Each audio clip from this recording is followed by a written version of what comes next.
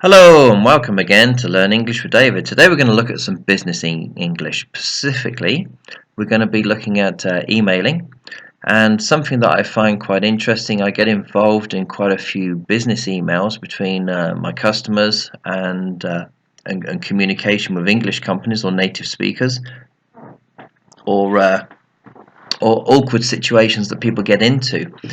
And one thing I have to say is the content. This kind of is the main problem. So I'm going to outline some things that I think you need to pay attention to. First thing, when I'm coming to my office in the morning, then and I'm going to open my email. Maybe I've got 50 emails, and if you've sent me an email, you want your email to be the most important. You want it to be the one that I'm going to read, the highest priority.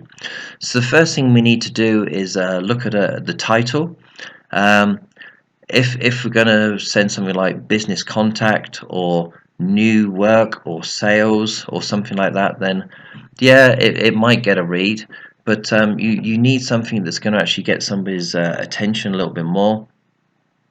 So try and look at this subject line. When you open your email with a common product like Outlook, then you're going to get the title and maybe 2 lines of the text. So this first part needs to be really important. And again, you're going to see the actual introduction, dear, for a business email. Some people put hi, hello, how are you? Um, this isn't good. It's not good. I would always suggest that if you're doing business email, then you need to be formal. And formal in English, you start with dear, DEAR.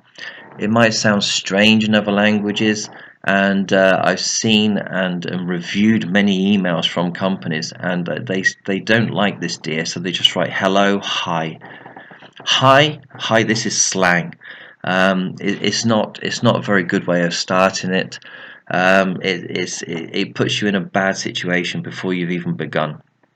So my advice: business emails, even anywhere within a company, when you're at work, you should be always writing a business email, because you never know who's going to read that email, who's going to watch it. So always start with dear. Next thing we're going to look at then is salutation. Who we're going to direct the email to. So yes, if you don't know, dear sir, dear madam, if we don't really know anything about the people that we're going to contact, to whom it may concern. To whom, WHOM, we don't know the people we're messaging to whom it may concern. So you're emailing for a hotel reservation, for a restaurant reservation, to whom it may concern, and then carry on from there. So we then have some different styles. So in English, we don't have engineer or anything like that. So you're going to have doctor, which would be the only business initials salutation that you're going to have. Dear doctor, such and such. Mr., Mrs., Miss, MISS, or Ms, MS dot. So I'll go through those. Mr., quite common. If it's a man, we're going to use Mr. You could use master, and if you know somebody is a junior, then maybe master, but master not so commonly used these days, maybe in years gone past. Mrs. If you are definite and you know for definite that the person is married, not divorced, married, Mrs. MRS, Mrs. If you're not sure, the best thing to do, and my advice would be to write Ms. MS dot, capital M, little s, dot, Ms. Now, you could say Miss, MISS, if they're not married, but again, you might offend somebody. If somebody is 60 years old, some crazy old cat lady, and she's never been married, and you start writing Miss, the only thing you're going to do is really upset somebody. So MS dot, Ms, if you don't know, they're probably going to reply with Mrs, or how they prefer to be contacted or spoken to. But I would normally go as a start with Mr or MS dot Ms. So that's going to be the first part. Coming down, we need to be very formal with our first sentence. If you're going to be writing something like, how is the weather there? How's your family? How's the wife and kids? You're more often than not going to get a bad reaction. Now, imagine a situation. You're emailing to somebody and his wife and children ran off at the weekend. The wife ran off with some other man, took the kids with them, and you're going to email somebody, here, how's the wife and kids? Now this person's crying, reading your email, there's some emotional mess, and you're going to try and sell them something. Sorry, it's just not going to work. Yeah, how you doing? How was your football team at the weekend? Yeah, they lost. Now again, you've got this awkward situation. Politics, religion, definitely keep away from it.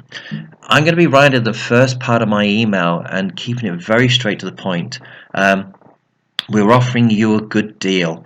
We're going to send you a sample copy of our new product. Blah blah blah blah blah. So to try and keep formal things forward, keep it straight and keep it direct. You want somebody to read your email. You want them to be very interested, very keen about it. So keep away from silly things, rubbish, information that's not important. Keep away from it. Keep it straight, direct, and to the point. If you're starting an email with "you don't know me, but," I'm going to send that to the rubbish. I'm going to send that straight in that bin. It's not going to get any reply from me. So you could say my name is Lisa Lopez, and I am the sales manager for such and such. This might work, but then you're giving somebody information that they don't really need. So we have a new product. Da da da da da. This might be better. Straight to the point.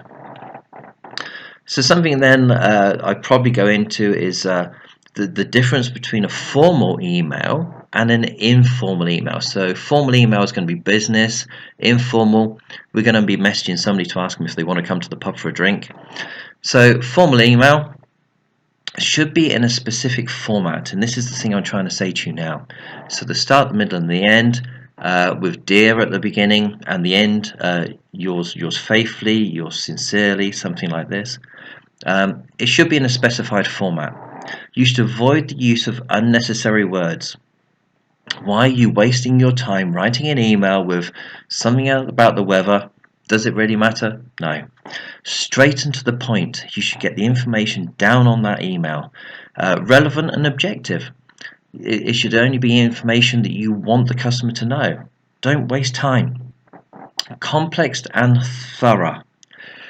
If you're emailing somebody about some information, maybe financial information, some people, when I'm speaking to them, they try and hold this information very close to them, like the information is power. If you're emailing somebody, give them the information. You're emailing somebody, let's say from a bank to a customer, there's some debt on the account or something like this, and they're not going to give them the information. They're going to wait for them to reply. Why? Give them information. We're contacting you. There's a debt in your account. There was a payment on such and such a date of this amount. It put your account into debt. Please can you resolve it ASAP or contact us ASAP, as soon as possible, ASAP, something like this. This can work quite well.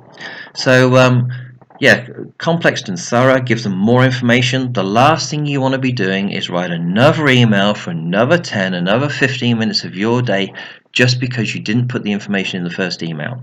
So, complex, thorough. Be polite. Even if you're writing a complaint letter, be polite. Chances are the person you're going to email, the person that's going to read the email, is not the reason for the problem. You've had a room in a hotel, the stay was bad. It's not the receptionist's fault. It might be the cleaner, maintenance engineer. We don't know.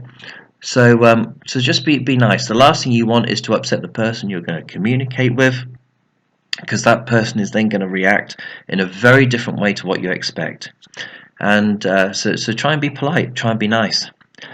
Try and make it free from mistakes.